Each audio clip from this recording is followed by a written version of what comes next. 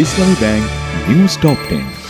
ঈদের দ্বিতীয় দিনেও কোরবানি দিচ্ছেন অনেকে, কেউ করছেন পারিবারিক ঐতিহ্য অনুসরণ করে, কেউ গতকাল কসাই না পাওয়ায়।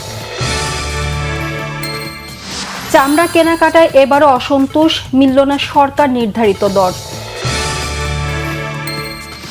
এবার কোরবানির চামড়া পাচারের শঙ্কা নেই জানিয়েছেন বাণিজ্যমন্ত্রী খন্দকার আব্দুল মুক্তাদির। ঈদের ছুটিতে রাজধানী এখন ফাঁকা, চিড়িয়াখানা সহ বিনোদন কেন্দ্রগুলোতে উপচে পড়া ভিড়।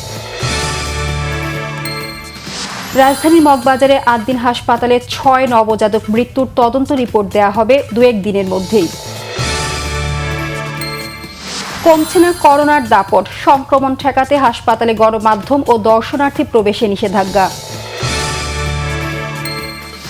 বাংলাদেশের বিতর্কিত ব্যবসায়ী ও এস আলম গ্রুপের কর্ণধার সাইফুল আলম দম্পতির মালিকানাধীন ৮০০ কোটি ইউরো জব্দের নির্দেশ সাইপ্রাস আদালতে। যুদ্ধ নিয়ে মার্কিন ইরান ৬০ দিনের সমঝোতা স্মারক চূড়ান্ত, চুক্তির আগে অমীমাংসিত বিষয় সমাধানের তাগিদ জেডি ভ্যান্সের। মেসিকে অধিনায়ক করে আর্জেন্টিনা বিশ্বকাপ দল ঘোষণা, আছেন ২০২২ চ্যাম্পিয়ন স্কোয়াডের ১৭ সদস্য। ব্রাজিলের জন্য দুঃসংবাদ, কাফ পেশিতে চোট নিয়ে ২ থেকে ৩ সপ্তাহ মাঠের বাইরে ছিটকে গেছেন নেইমার।